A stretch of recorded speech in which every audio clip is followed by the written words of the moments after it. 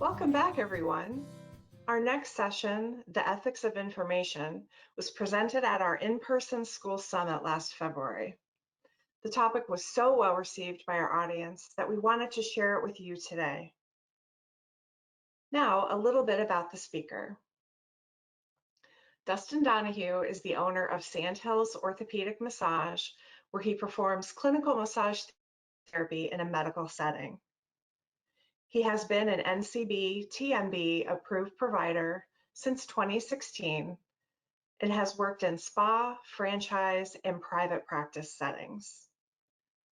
Dustin is also the founder of Get Deep Education, a continuing education company focused on deep tissue and longevity. He is joining us today in chat and will be available to answer your questions throughout the session. Please use the question box to type your question. Welcome, Dustin. Well, my name is Dustin Donahue. I have been a massage therapist for 19 years, so quite a while. And I've worked in all different areas. I've worked as an individual practitioner. I teach continuing education. I've been a spa operations manager. I've been a spa director. So I kind of run the gamut of all things massage. I teach at a local community college as well. And I own Sandhills Orthopedic Massage, where we perform orthopedic massage and medical massage, and I do that inside of a doctor's office. So I rent a space there with a doctor that does internal medicine. So my wife is also a massage therapist. So we met the first day of massage therapy school. So it kind of comes full circle. I asked her out before they told me not to ask her out. Right? So it was the beginning of class, and we both didn't know anybody, and we were both new, and we just kind of hit it off. And I said, hey, we should hang out sometime. We should go out. About 15 minutes later, make sure you do not date anybody in your massage therapy school. Yeah, too late. And yeah, so 19 years later, 2 kids, and we both own another massage therapy business across town. So Southern Pines Modern Wellness. So I eat, breathe, I live massage, and I love massage. And I started off in a spa. Has anybody here worked in a spa before, a spa setting? A lot of you, right? Spas are great. They're a great place to start off. They're a great place to learn different techniques. But as you are headed out of massage therapy school and you go into the workplace, I noticed that not all massage schools teach the exact same things, right? Very, very different. And it was really nice to see other therapists coming in with different ideas. But I remember that my first ethical problem that I had was working in a spa, and I was supposed to tell my clients the benefits of a seaweed wrap, right? And they had a lot of benefits, all the skin stuff and all the losing inches around the waist, and I just didn't think that was true. I didn't feel like I had lost any inches around my waist. So I had a little problem about that. Like, I knew our scrubs had plastic. I knew that our seaweed wrap had dye in it, right? So I had a hard time doing that because you get your secret shoppers in there, and I'm supposed to be telling them the benefits. So I learned how to adjust the way that I talked. So instead of saying that, yes, after this seaweed wrap, you're going to lose 2 inches around your waist, I would say something along the lines of, yes, if you do diet and exercise, yeah, and then you do this a couple times a week, yeah, you might see some results, right? It's very, very simple, but that's the way that I could do it and still look at myself in the mirror and feel okay with what I was doing. Now, working in a spa, I also noticed that massage therapists, we're a unique breed, as we all know, right? And I would listen to other massage therapists because you're brand new and you're learning for the other older massage therapists, kind of your mentors. And I remember listening to them talk to their clients, and with a lot of that I was thinking, I don't think that's true.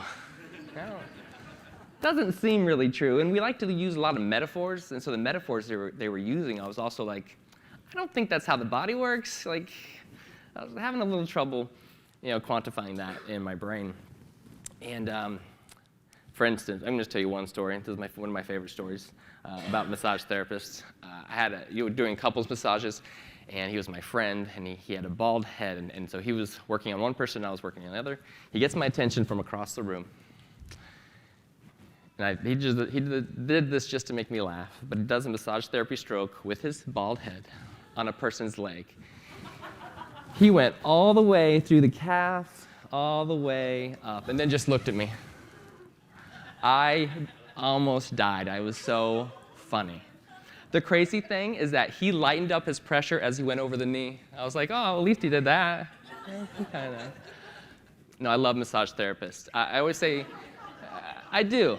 I love massage therapists, but it's kind of, they're like brownies.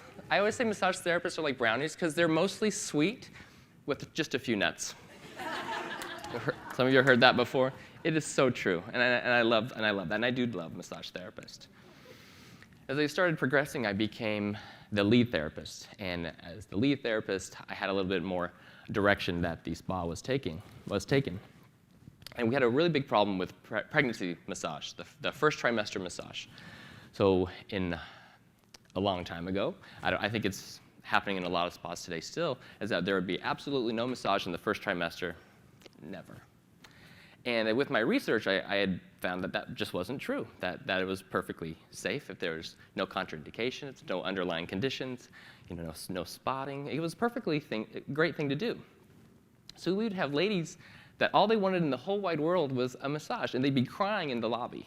And I thought, that's not good for them to be all stressed out, right? And and if they can go jogging, and if they can take warm showers, they should be able to get some sort of massage. And so I brought it up to my spa director. He agreed.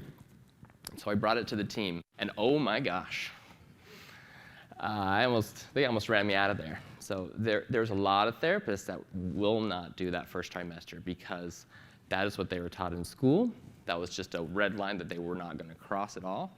And at that time, I had started to really look into research, and I came across a lady named Tracy Walton. And she wrote the 5 myths and truths in massage therapy, and letting go without losing heart. And I remember reading that, and it really struck me, because she had wrote this great, from the Massage Therapy Foundation, this great ebook about how to do research and how to understand research and how to share research with other people, how to use empathy in sharing those techniques. And it really just emboldened me to try to change things where I was.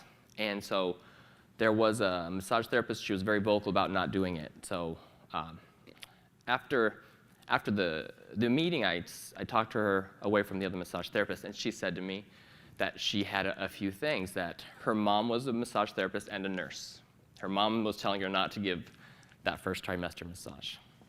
She also had a friend that told her an anecdote that she thought that she caused somebody else's miscarriage. So for her, she had this logic part of it, right? The mother nurse telling her she shouldn't do it. And she also had this emotional part that was not letting her even think about doing a massage. So she really had some roadblocks into truth. And I learned from the information that I got from Tracy Walton that I needed to approach this empathetically. And as I talked to her, I said, I completely understand where you're coming from. And that stuff weighs really heavy, and I appreciate that you're taking it seriously. But what if you take the time tonight to go home or the next couple of nights and just look up any research that you can find? If you can find something that says that we shouldn't be doing it, please bring it to my attention because I'd like to know. But if you don't find anything, I can point you in a few directions, which I did, showing that different physician groups were saying that it was perfectly safe in the first trimester. And I said, if you find that it's different, do you think that maybe you could change your mind? And she says, well, I'll take a look at it. And a couple days later, she did come back. And she said, I did take a look at it. I can see where I was, and I do think that it's okay to do first trimester massage. So, even with that, we still had about half of us that would do first trimester massage, and half of us that wouldn't do first trimester massage. So, after I had that conversation, I thought, well, I think this is a really good ethical quandary that we run into, and that I would really like to do a class about this sort of ethics, the ethics of information, because we do a lot of different ethics classes, right? We have to do the standard 3 every time that we go to renew, 3 or 4. And I love ethics. Sometimes the ethics classes can be, if you've been in massage for 7 or 8 years, you're going and you're still getting something out of it, but they kind of get a little stale, right? We always get in a group, somebody always cries, right? Right? No? Anybody? All right. The room, there's lots of hugs. Somebody smells like patchouli. But it's good, and we need to go over this stuff. And I just thought that a different take on the ethics would be the ethics of information and research. I think it's really a standard that we should hold very high, and it is an ethical decision on how we share information and what we're sharing to make sure that what we're sharing is true. So I did, as I became a continuing educator, this is one of my favorite classes that I teach. It's really, really fun. So we're going to go through that today. All right. Now, through this, I'm going to read the words of a lady named Alice Sanvito. She's my Facebook friend. She's on a lot of different message boards. She's really, really great about talking about information and research. But one of the things that she wrote was the death and rebirth of the massage therapist, and it really spoke to me. And I'm just going to read little snippets throughout my presentation. She says, if you're in one of her blog posts in this death and rebirth, she says, if you're feeling angry, confused, or pained because some of your most dearly held beliefs have been challenged, this is for you. So usually in my class, I have people write down the definition of massage therapy. And if I had you all do that today, the answers that I would get back would be really different. And they've done this before in the AMTA, they've done this before in different associations, is that as a group, we should have a pretty good definition of what massage therapy is, but we really don't, right? Because a lot of people will say we're healers. A lot of people, will talk about the mind, body, and soul, and it is all of that. But for today, we're going to kind of use the Webster's Dictionary definition of massage therapy. So the manual manipulation of soft tissue. Manual manipulation of soft tissue by a trained therapist. It doesn't always have to be licensed. And I think that's safe for us. I like that. That's enough for me because doctors are really good at diagnosing, and they do blood tests. And that's a great, large thing that they do. They really serve the public. And you have your chiropractors who are doing their own thing with their adjustments in central nervous system. You have physical therapists who are really getting the range of motion back and the function. But we get soft tissue. That's ours. We're the best at that. We are the best at that. They can't hold a candle to what we know. So we really need to measure things, you need to manage things. And if we need to manage it, then we need to understand that just for today, massage therapy is going to be the manual manipulation of soft tissue. And I know it's more than that, but for the sake of understanding what we're talking about, we're going to move forward with that. Let's play a game, right? Games are fun. Okay. So, this is called Two Truths and a Lie. There's some questions up here, and you're going to let me know what's a lie and what's true.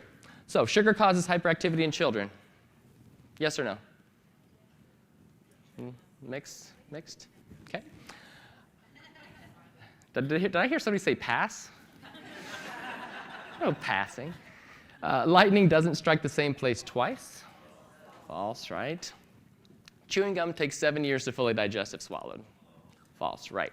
And they're actually all false. You are right. So I lied. It's basically all false. Sugar causes hyperactivity in children. That's more of a social construct with kids getting together and us adults being annoyed. That's what that is.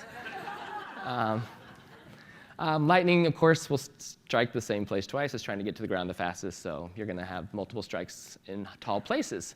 And then the chewing gum thing messed me up. So my dad would take me to Baskin-Robbins, 31 flavors. I'd get the bubblegum ice cream.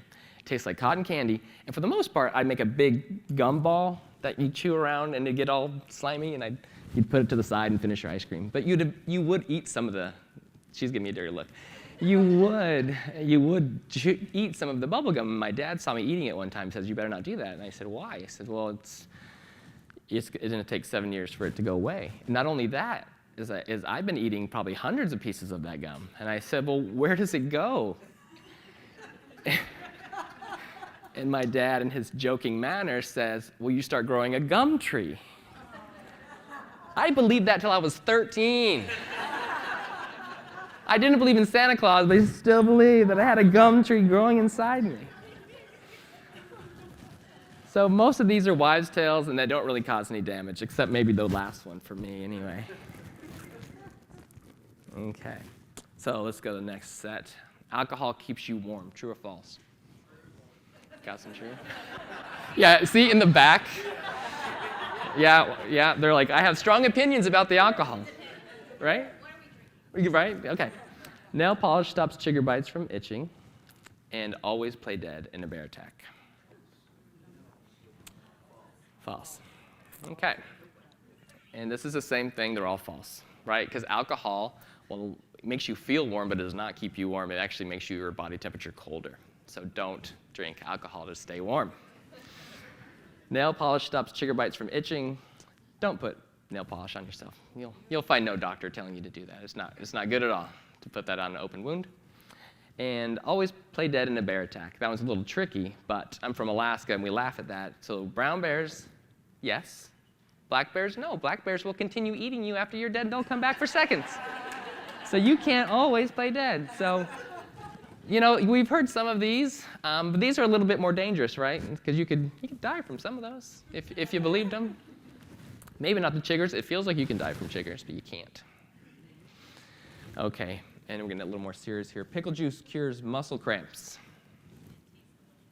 Tastes delicious. That's a hot take right there. Massage therapy has been proven to elevate endorphins. Massage therapy helps with detoxification.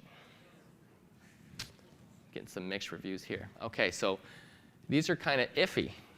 So pickle juice cures muscle cramps. Well, kind of. So pickle juice, it's found that it's not the ingestion, but what it does is that these two guys from Oxford, they were getting cramped from their kayaking, and they really wanted to understand why they were cramping, and so they did all this research, and they found that it wasn't necessarily potassium, and it wasn't calcium, and that it wasn't dehydration. It was mostly kind of coming from your brain, really. Your neurotransmitters were making you have cramps. So when they tried these different things, they noticed that when they would try pickle juice or mustard or wasabi or anything like that, it was the actual part where your concoction hit the back of your throat and it disrupted those neurotransmitters, stopping the cramps. So there's things on the market right now called Hot Shot. They use them in the NFL. And it's just a simple thing just to get in the way of that neurotransmitting. So not ingesting pickle juice, but you can use pickle juice. It tastes good. There's still that person. All right. Massage therapy has been proven to elevate endorphins. Not yet. We think that it does. We have good evidence that it does. We have a few good studies that point that direction, but it's way too early to say proven. And you might disagree, and that's part of what we do today. Is we're going to talk about these different things and what they bring up in us. Massage therapy helps with detoxification. I know a lot of people shook their head no, because we really can't even define detoxification. So that's kind of one that we can move past. So let's talk about information. Who do we inform? Who are we informing? Who are we talking to? Our patients, our clients. You're also talking to your students. Other medical professionals, absolutely. So we are doing that. And then why are we informing? Well, for a few different reasons. Sometimes we need to correct or clarify a client's or professional's understanding. This is kind of they might call us masseurs, right? I'm going to go ahead and correct you on that. So sometimes we need to provide information. Sometimes it's always like, why did Val Kilmer make that lady cry in that one movie? Anybody see that movie? All right, moving on. Yeah? Sometimes we need to provide information that's needed. So sometimes it's a misshaped mole. Maybe I see some forward shoulder rotation, and so I can bring up these sources of this information. And for the most part, we need to answer a question that our clients has asked us, right? Sometimes we use all three. Sometimes we need to clarify the premise that they started with. We need to provide information that's needed so that we can answer their question. So sometimes they'll ask a question starting with the wrong premise, and we have to go all the way back to that wrong premise. All right. So what kind of questions are being asked? Anybody? Do I have a lot of knots? Yeah. They always say that, right? Yeah, most ever. Yeah. Yeah. What is a trigger point? Yeah. There's basically 3 different kinds of questions that we're being asked. The first is general knowledge. So they just kind of want to know an answer, very kind of surface answer, right? What is this? I want to understand what it is. What are you doing? What are we trying to do here? Another thing is advice. They want to know, hey, how can I get my back to stop hurting? So that's something that I ask for quite a bit. And then sometimes they're asking for guidance. And I find that this is a little bit more serious for them. So this is where they've been in pain, maybe at an 8 out of 10, and they've been living with it for 6 weeks because they haven't been able to get in and see you. And they're tired of feeling like this, and they're not looking for just relief, but they really want to know how to keep themselves out of pain and really change their lives. So that you kind of get that deeper question right there. And so I think what we do as massage therapists, has anybody, maybe in the beginning years of your massage therapy career, had a client ask you a question and you start answering their question, but you get lost halfway in between? Yeah. And then we kind of finish it, and we're like, oh, there's a little bit more truth to the end of it, and you're like, it's true enough, you know? I've done that a lot. But I think that's something that we fall into as massage therapists. And let's talk about the ways that we misinform. So something it's super simple. Sometimes we just misunderstand the subject matter. Sometimes we had it wrong in school. We got that answer wrong on the NBLEX. Sometimes the answer that we gave was true at one point, but now it's not true. Because science changes, right? Science isn't necessarily wrong. Science just gets new information, and it evolves. So sometimes we misunderstand the subject matter. The second thing is our desire to sound professional. We make use of the facts we know to come up with an answer that sounds right. That happens a lot to massage therapists. And we use, the last thing is that we use answers that are incomplete. So we're confusing a clinical conclusion with a mechanistic outcome. We'll go into that a little bit later. Sometimes we place things in the wrong box. So sometimes, especially if I'm going under my little Webster's Dictionary definition of massage therapy, we get some questions that we try to answer that we really don't have any business answering. We're trying to be helpful, but in that we can kind of go off course a little bit. Okay. So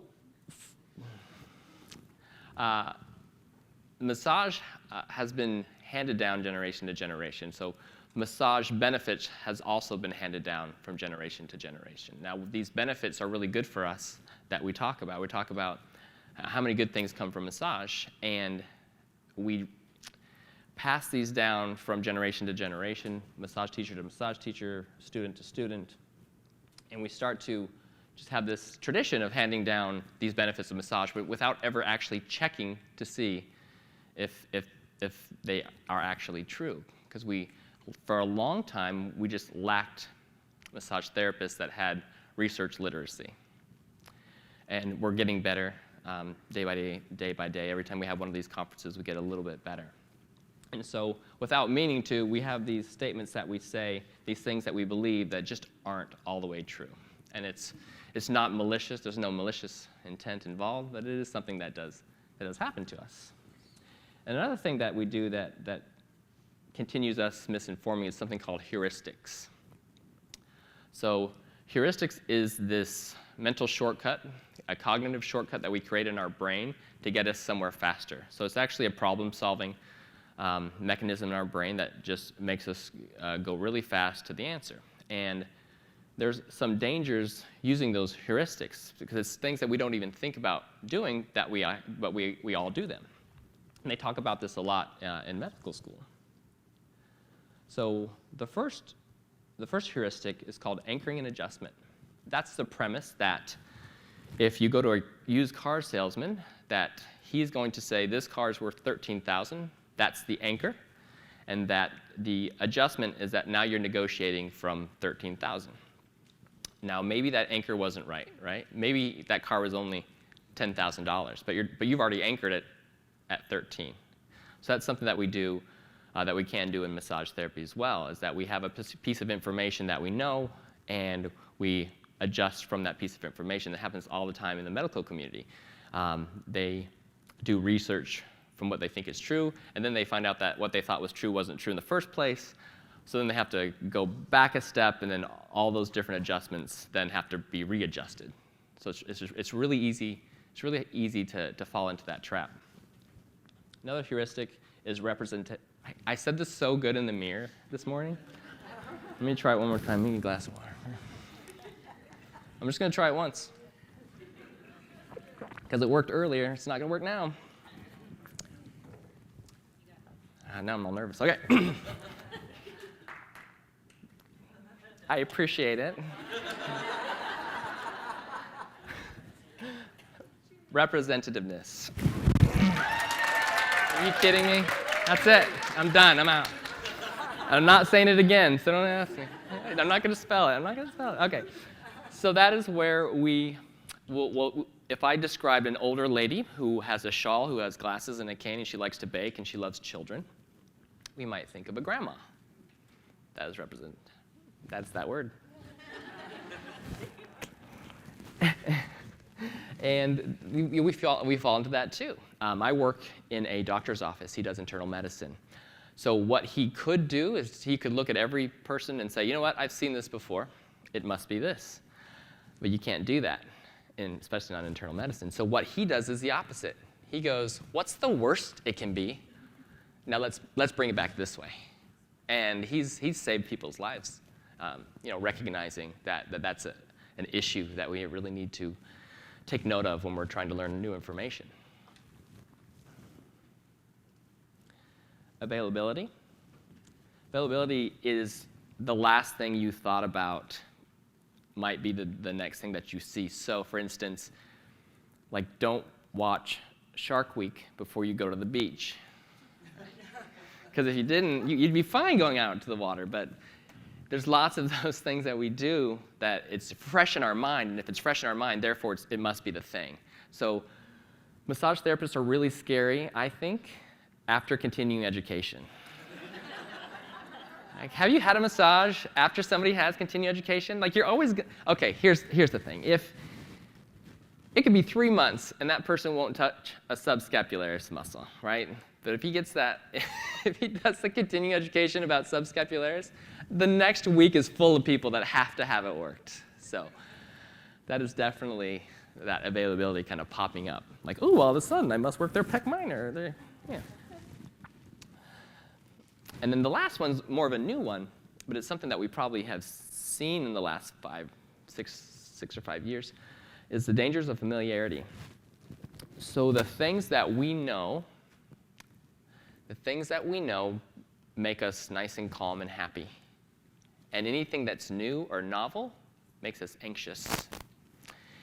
So we do have the propensity to ignore those things that are going to cause us to have to get out of our comfort zone, right? Because what we know we like. I've talked to tons of deans of instruction, and it's repeated all throughout the educational system, and that is, people teach what they know.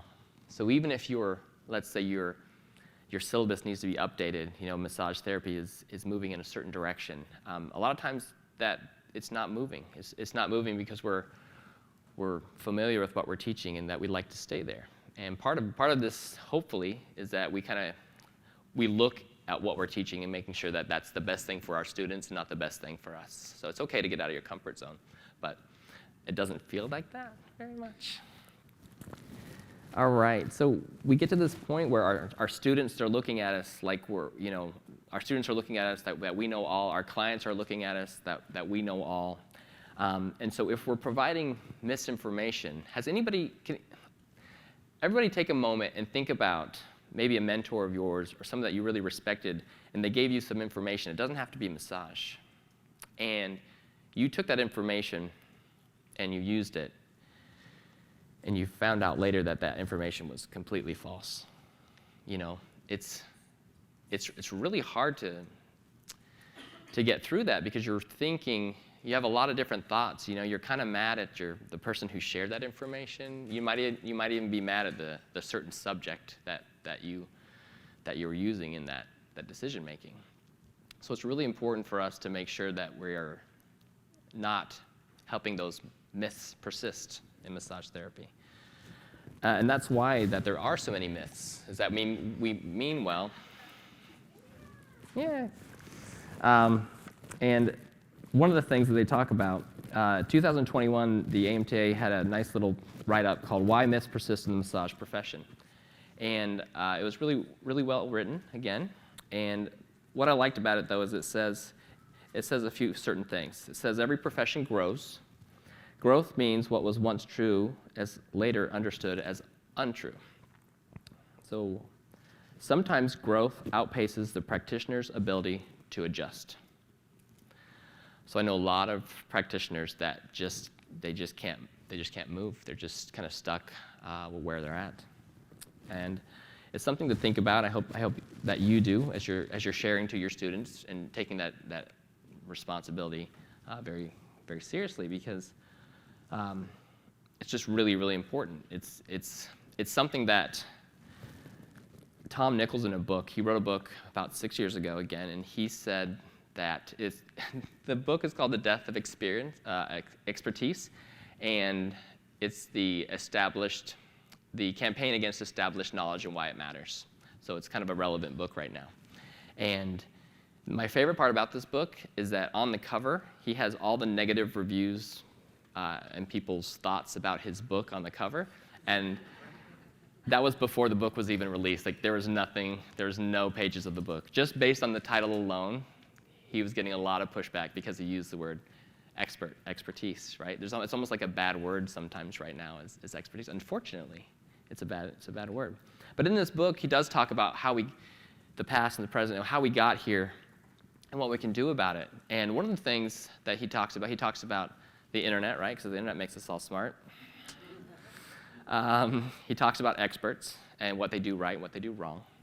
But the main thing that I noticed is that he talks about how what we know defines us as humans, what we know is emotional for us, and that it's part of who we are. And we build that.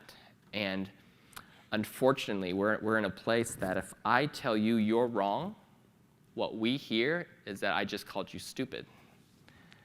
And that's why I go back to Tracy Walton, how you really have to be empathetic when you're sharing information that's not quite what somebody else is. So even today, some of the things that I might say or might already said invoke an emotion within you. And it's important to just recognize that emotion comes up. If you can kind of catch it before it takes hold, just set it aside for today. But that is something that is really relevant for today, is what we believe is who we are, and it runs every part of our lives. And I think that's why we have such a disconnect today going on. So information is power. It's the most powerful force in the universe today. If you think about what power is, that's information. And so as we, as teachers, are sharing to our students, we know it's important for us to make sure what we're sharing is correct. But as our students go out and share with their clients, they're not used to spreading that information, and so they're not used to that responsibility and that power that they have. And so therapists that don't quite have the information right are sharing this information that's not great for our profession. So what we need to do is just take a step back. We need to get them on this board writing this right here. We all know a few therapists we'd like to get there. Okay. As we do this, we become helpful, not harmful. As we start to make sure we know what's right, we're professional, we're valuable, we elevate massage, we liberate ourselves and others, and client validation. Because you ever had a client on your table ask you something, and you're like, no, that's not, the research doesn't point to that, and they're like, I knew it! So it validates them as well. Okay, back to Alice. She says, my client still felt good. There was no denying that. That seemed like a good thing. The experience remained the same, even though the explanation was flawed. And some people with pain, I seem to be able to help them have less pain. Those were two things I could say for sure. So she says the experience remained the same, even though the explanation was flawed. And I've run into that too. I'll find out that I was doing something that has been proven not to work, but it still felt good to my client. But it was in the way that I was explaining it, or the way that I understood it. So we still do a lot of good things. And it's okay if the explanation is flawed, as long as we can recognize it and to fix those reasons. So we're going to talk about, I'm going to go through this quickly, just the different levels of information. So the different levels of information that we're getting. So we've come to this point where we know that there's misinformation. We kind of know how it happens. We know that within ourselves we have these heuristics that kind of, these biases that can let us keep this misinformation. So how do we find the right types of information? So there's different levels of information, as we know. Anecdotal, testimonial. That's where someone tells a story, or you tell a story. There's a lot of emotion involved with that. The next thing is the case study. So that is a single client with a treatment and then the outcome. That's kind of the starting point for research, is those cases. We do that, a lot of you probably do that in schools right now with your students. And if you have enough evidence for some of those, you move it up a notch to the random controlled trials. That's the gold standard of research. And that random controlled trial, usually there's a control group, there's going to be a group receiving no treatment, and sometimes there's a placebo, not all the time. Placebos are hard to massage. Sometimes there's a double-blind study, meaning that the client doesn't know that what they're getting, and neither does the researcher. And the next thing that we're trying to get to, we're trying to do all of that to the systematic review, empirical evidence. So I like the way Tracy Walton put it. She says the systematic review is when 3 people decide to give up their summer. Well, that's good. So they compile hundreds of different studies out there, and they put them together, and they're really trying to answer a question. So 2016, they had the meta-analysis of massage therapy and opioid addiction, opioid pain. If massage therapy could help in the opioid addiction that was going on in our country. So that was 2016, and with that systematic review, you get something called meta-analysis, which is a little bit different, but it's analyzing and kind of using statistics to see if that will actually help. And so that's a boon right now, because there's a lot of studies going on, a lot of grants that are taking place. In my home state there is, about continuing that research and getting that a little bit more fine for that pain population. And that kind of, as you do this, as you get that systematic review, you get that empirical evidence, you get that strong body of knowledge, and that's something we can stand on. Once we have that strong body of knowledge, that's what we can stand on. But you can't stand on just one research paper. Now, research papers are fantastic, and you can use them to your advantage, but one research paper does not equal a proven method.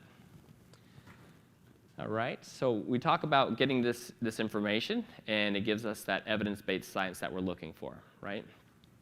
That evidence-based science has 3 different pillars to it. One is the patient's values. One is the clinical expertise of yourself, and the other one is the best research evidence, right? So we always have to remember that research is going to be changing, and to have that evidence-based medicine or evidence-based massage, you're really going to need that. So it's the integration of all 3, the clinical experience, patient values, preferences, and expectations with the best available clinical evidence. That's why research is so important for us as massage therapists. Continuing with the information, the research, there's 2 tails of assessment. There's 2 things that we can look for, and one of them is the clinical outcome assessment. So that is mostly how the client is feeling. That's a little subjective. It's still good, but it is subjective. And then the next one that they talk about a lot is mechanistic outcome, and that is where they're taking blood tests. So you can get a little bit stronger markers, a little bit more evidence that's needed in that. Okay, so Tracy Walton goes on. I'm going to go through this a little bit quicker here. So Tracy Walton, she explains this sentence here: massage elevates endorphins. So the mechanistic assessment, what does it say? She found that only 2 small studies, I think there's been 3 small studies now, that have been done to date, and it found no significant differences between the 2 groups. So maybe what we meant was massage increases the feeling of well-being caused by elevated levels of endorphins. So that's almost right, but we're confusing two different outcomes, right? We're confusing the mechanistic outcome with the other. All right, so a correct sentence would be something really simple that we really need to work on is, though we don't know if massage elevates endorphins, it seems to increase a feeling of well-being and has been shown to reduce pain. Now, some might look at this and say, well, isn't that reductive of massage therapy? And I don't think that it is. I think that's great. We're being honest to our clients, and they know that our fingers on the pulse of the research going on, and they really appreciate that honesty. So it's actually a really good boon for us to do that. Okay, so what else have we been saying for years? Massage boosts the immune system. Massage reduces cortisol, a stress hormone. Massage releases toxins from the body. And so one of the things that she says is our clients do report reduced stress and increased well-being. It's possible this could influence immunity over time. It's so simple, right? You're saying something to the left is proven, but on the right, you're saying it much more responsibly, much more ethically, because on the right, that's correct. Massage reduces cortisol, or massage therapy does not appear to reduce cortisol levels. However, clients often report reduced stress and increased well-being. We have good research showing massage reduces depression and anxiety, but we're not sure of the mechanisms behind these. That's freeing. I don't have to try to explain it. I could just say that it does that. Now, we don't know exactly why. We're trying. We're getting better year by year, one day. And then massage releases toxins. Well, that's just silly, right? We're not even sure what was meant by the word toxin. That makes it hard to do research. In massage therapy, we're focused more on whether massage helps people feel better. Clients and growing research suggests that it does. So why is massage therapy so challenging? Well, think about it. I was at the National Convention a few years ago, and they talked about having to get 3 massage therapists. You have to teach them the exact same modality. They have to be videotaped. They have to know pounds of pressure to use for a modality. And then that has to be broken down. It has to be given to the clients. And you have to have, the better your research is going to be, the more people you're going to have involved. So if you could just imagine all of the work that goes into doing just a single study, it's really daunting. And I mean, more power to them. I don't know if I could do it. I'd probably shrivel. Fetal position. And it's really hard. And there's, how many different modalities are there? Somebody guess. Throw out a number. 284, higher. 500, a little bit lower. Last time I counted, now it could have changed, right? Because everybody writes their own little method out there. But 341. It's crazy, right? So that's another reason that massage is a little challenge. Because you could read something that says something along the lines of myofascial release, seems to work with people that have autoimmune diseases. And you're like, okay, that doesn't mean Swedish massage isn't helpful. I have a lot of people that have fibromyalgia that want the deep tissue massage. So, we can read one study, and it doesn't always mean that that's the only thing that helps. Another thing that's really hard with massage therapy is something called heterogeneity. First try on that word. All right. So that's just composition from different parts. So as they're putting together a systematic review, they're putting together a lot of different studies.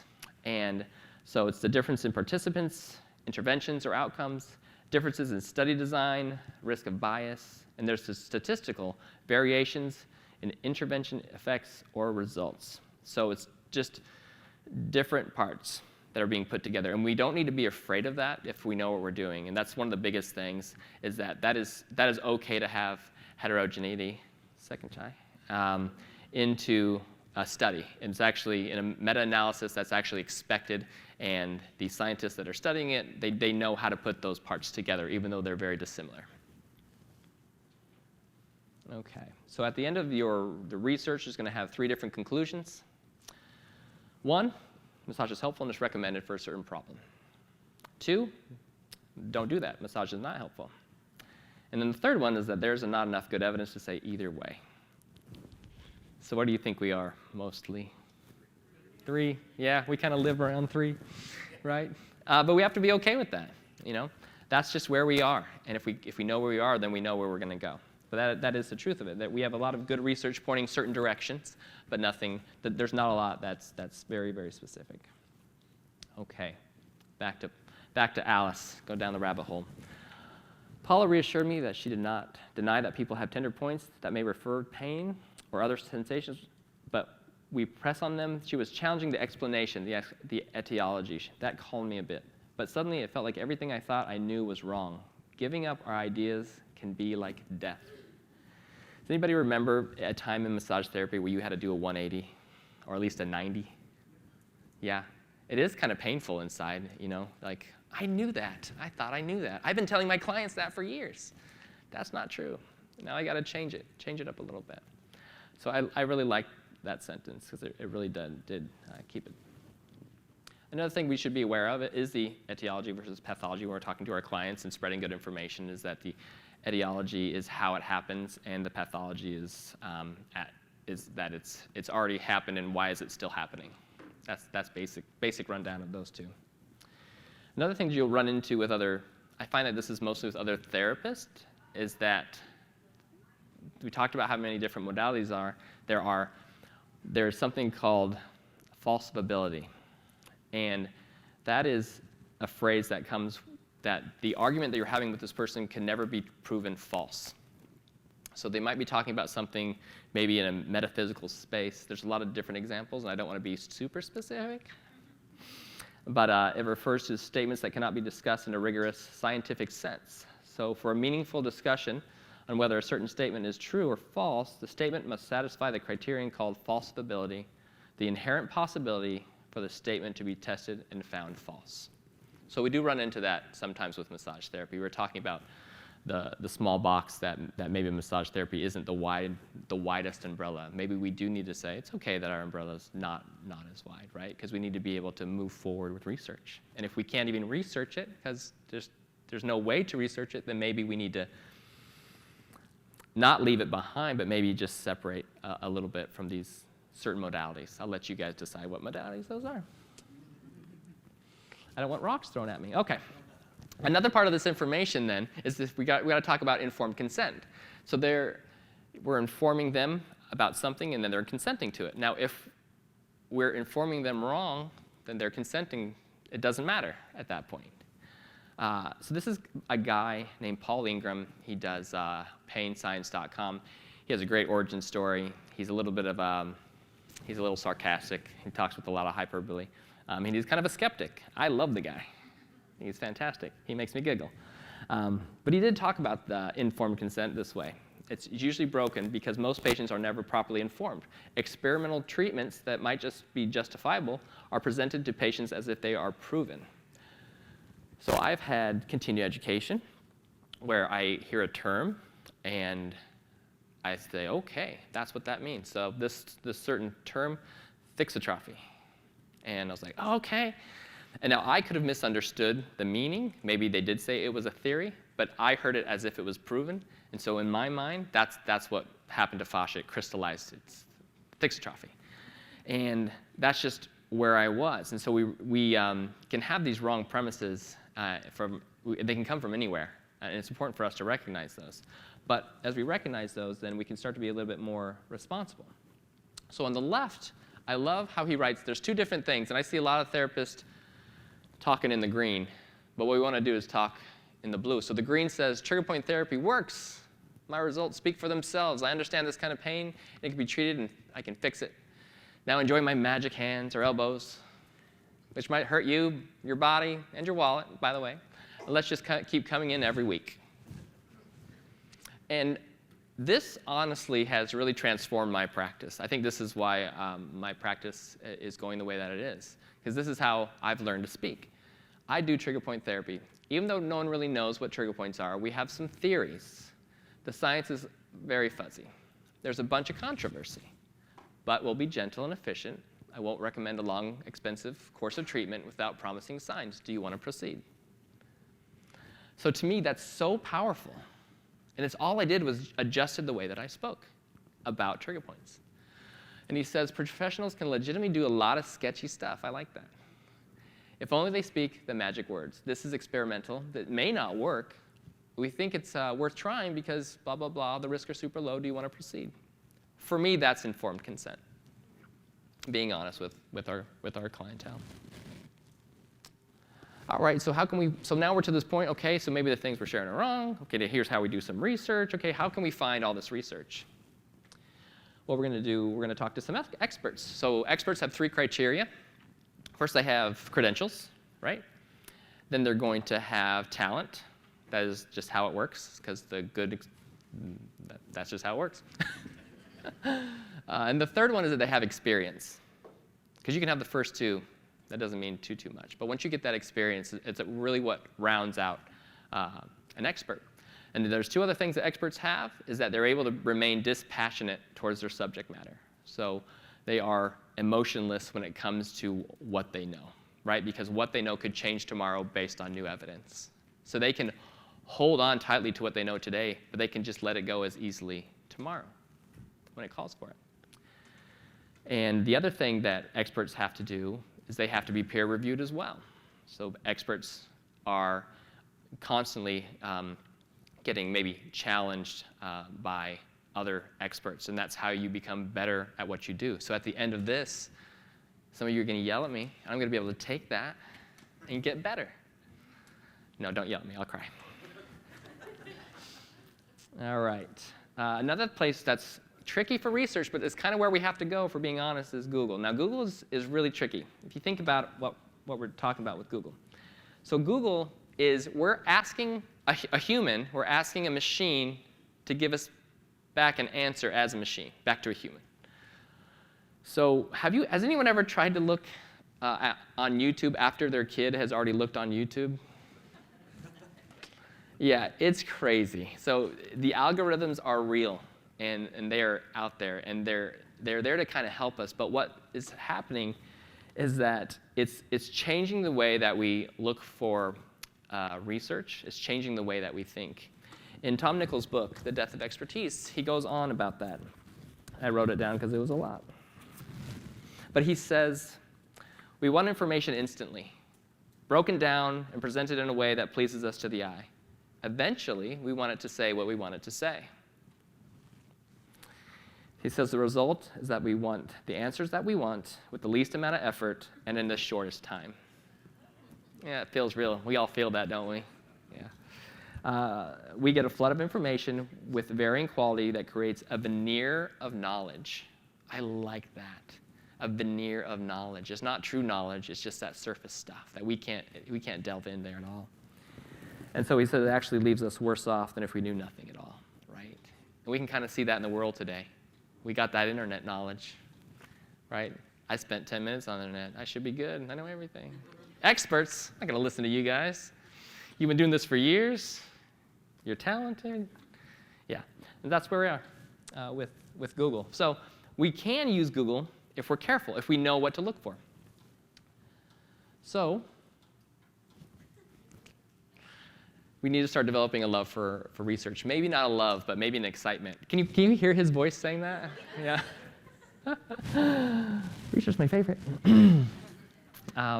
And we really do. So I find myself be like 11 o'clock at night, and I'm still like, I need to go to bed, but I need to know the answer. What's going on? I'm really going down there. And we need to start understanding what research really is. So yeah, not all research is the same. We start to understand that there's different levels of research out there. Different clinical trials. I just put that one in there. Okay, we'll go to the next one. But we got to be careful of bias. So not only, I'm not talking about our bias, but the bias in which we receive our information. So there's a lot of places that we can get research studies, but they are, if they're selling a product, just be careful of the research that they're doing, right? Because sometimes a clinical trial is like the employees and like the family of the owners, and like we have to watch out for a lot of different types of things that is thrown at us with research. There's a lot of bias just in the research itself. So sometimes they do talk about research coming from different parts of the world are also state-sponsored. So we have to be careful of that type of research as well. We really got to dig a little bit with that research. And another one is us. We are biased. We will sometimes stop once we find our answer. But I always think that it's great I always will put in whatever I'm looking at, and I'll put controversy. Like, I want to hear what the skeptics are saying about what I think is true. And that helps me form a better picture, right? Because if you know both sides, then when you are talking about it with somebody, you already kind of know their arguments. And so it kind of gets you that one step ahead. The other one is just be complete. The biggest marker for me is what Einstein said. If I can explain it simply enough, and that's enough. So if I can't explain it simply, then I don't understand it enough. I just keep coming back to that. So if I have a question in my mind and it's not quite answered, I'll keep coming back to that. I need to be able to explain it simply. And once I can explain it simply, then I know that I know it. All right, another thing that we could do is a colleague's opinion. Careful. Common sense, careful. Google and research, and then problem solving. Other things that we could do is there's different sources that are out there, the AMTA, Foster Research Society, International Journal of Therapeutic Massage and Bodywork. That's fantastic because that is peer-reviewed, whereas a lot of our trade magazines are not peer-reviewed. So having a peer-reviewed journal for us is fantastic. ISPOS, kind of fun. You get some fun numbers. Massage Therapy Foundation, they have their systematic reviews that come out, and I would recommend you read those from start to finish. We have mentors that we all go to, NCBTMB. There's some great podcasts out there. I don't know if you get on the way to work, I just throw it on. You can just kind of choose a subject. Sometimes I know I'm going to have a person with SI joint dysfunction, and then I will look for that one. I'm going to listen to that on the way to work because that's going to fix it. And the Touch Institute, of course, from Florida. Alice says, you don't mind anymore when people ask you what evidence do you have to support that idea. You're happy to share your sources. Sometimes they have more recent, updated information, and you say, oh, I didn't know about that. Thanks, I'll look into it. And you do. Learning becomes a joy. So if you can separate yourselves from that emotion of having to be right, but know that you're actually going to learn something new every day, and to learn something new, I'm going to have to let it go of something old, that's really freeing, that's really liberating. So it comes down to you guys. Teachers. Teachers as the researchers. So for you teachers who are out there teaching your students, it's really important that we make research a very large part of that. And you can do it in a lot of different ways. In fact, there's a really good podcast with Robin from the MTF. She's the MTF president, and Whitney Lowe. It's fantastic talking about research and how we can put it into the schools. And what they're saying, basically what the bottom line was, that it can't be just a part that you add in. It should really be a whole section of research literacy. That should be, probably is changing in our syllabuses across the country. But it's really important for us to do that. I asked a few questions of Whitney Lowe and of Robin. And with Whitney, I said, Whitney Lowe, he's probably one of the best academic minds of massage therapy. I asked him, I said, massage therapy can be tricky. Do you have any tips on how we can use new research effectively? He says, I think a great deal of it comes from recognizing what is good research and actually applying the research findings appropriately. We need to develop more academically oriented critical thinkers that are willing to question and really investigate what they are reading and learning about. And he said, and this is a habit that starts at the early stage of our education. It's an early habit that starts at the early parts of our education. So he says schools play a big role in this. I asked the same question of Robin Anderson of the Massage Therapy Foundation. She says, I've always told my students when teaching research literacy that I do not expect them to love it or become researchers after learning about research. But what I hope is that I have given them appreciation for it and that they will continue to stay abreast of the changing trends that are supported by the evidence of research. I think if all entry-level programs would take that approach, the profession would be viewed as more progressive and legitimate in the consumer and healthcare worldviews. So really getting in that beginning. And another question I asked of Robin said, how big of a role does research play in a massage therapist? And she says every day, right? Because our clients are seeking massage to help manage their well-being and health in a contributory way. And so the ethics of 101 is do no harm. And if you're not up to date, you're doing them a disservice by not being up to date with that research. So, we are learning to get rid of those biases in ourselves. I'm going to leave you with this. As I look at massage therapy, I say to myself, I want to leave it better than I found it. And I hope that's how everybody in this room, I know that's how everybody in this room feels. And that the forward progress of massage therapy starts with the expectational job that you educators do with our students. It moves forward with our massage therapist being qualified, good massage therapist. And massage therapy also, it grows and it moves forward through the validity of massage through research. And I do believe that. So I love you, you bunch of sweet nuts. And we'll see you out there. Thank you so much.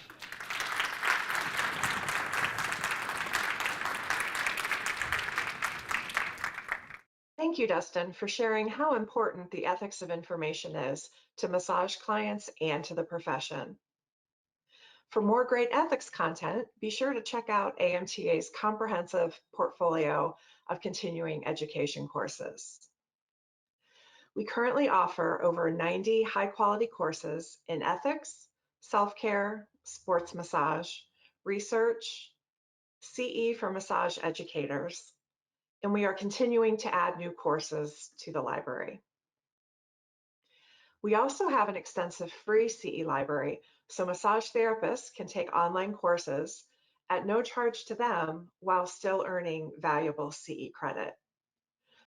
Now, switching gears to in-person learning, we hope you will join us on February 9th and 10th at the 2023 Schools Summit in Kansas City. This will be a great opportunity to connect with like-minded peers in our massage therapy community. Registration will open in early November, and each AMTA school member will receive a complimentary registration to the event. We hope to see you there. A reminder to everyone to watch out for the email on Monday from AMTA with the session evaluation link you will need to complete in order to earn CE credit.